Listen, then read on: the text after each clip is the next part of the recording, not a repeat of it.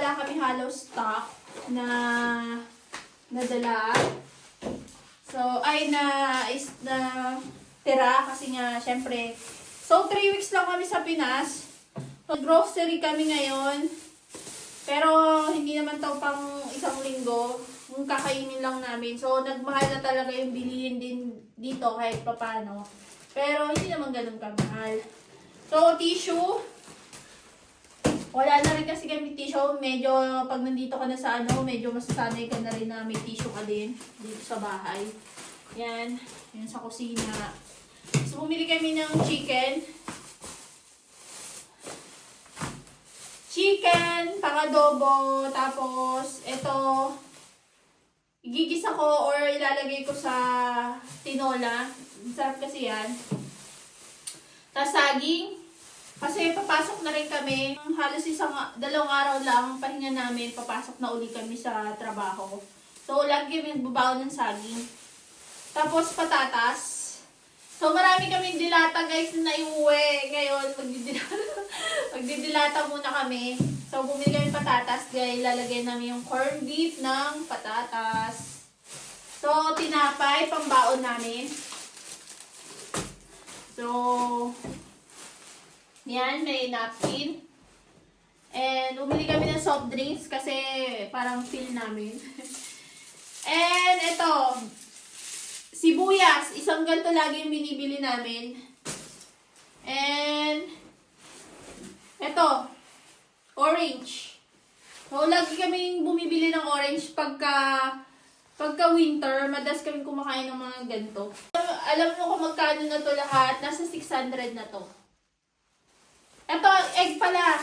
May egg kaming binili. Ano na siya? 169. Sobrang mahal talaga guys. Kasi talagang before, nabibili namin ito ng, 59 lang. So, isipin mo, triple na yung niya, tinaas niya. Yan. Pero pag nagsisale naman to, mas parang 60, 89, parang ganon, pag nagsisale. So, sale na to ngayon. 169. Bumili na kami. Hindi na namin naantayin pang mas bumaba kasi wala na talaga kaming stock. Kaya yan. 600 to lahat. So, yan po.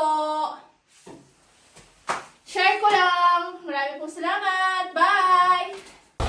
Hi guys! Ito na naman ako. So, iyayabang ko lang sa inyo kung ano yung mga nadala namin dito sa pag-uwi. Siyempre, nagdala ako ng Goldilocks. Nagdala ako ng mga Goldilocks, pati yung mga tinapay, yung mga cake, nagdala din kami ng Goldilocks. So, dahil marami tayo nagastos guys sa Pinas, nagdala kami ng mga, mga sardinas, yan. Marami kami dalang mga sardinas, kumbaga, na lang, tawag na ito. Naayos na kasi namin mga corned beef, mga sausage na tapos mga sardinas. Naayos na kasi namin, naayos na namin. So, mga Milo, tapos yung mga seasoning, mga magic sarap, mga yung mga ganto, marami kami nadalang ganto. Tapos, nagdala din kami ng mga ganto guys, yung mga palaman.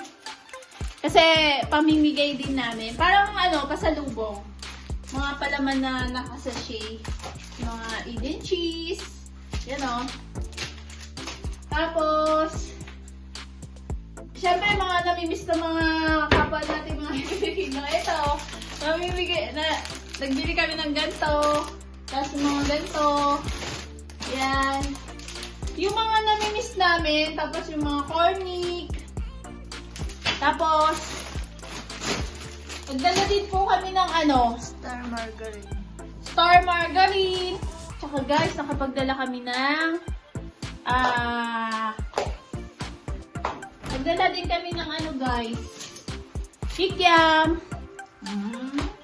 Nadala na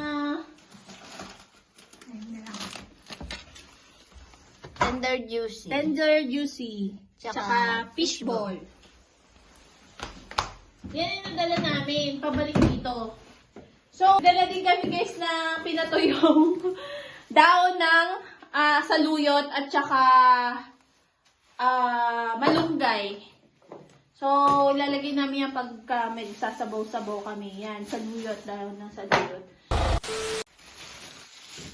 So, guys, nakapagdala din ako. Nakapagdala din ako ng tando.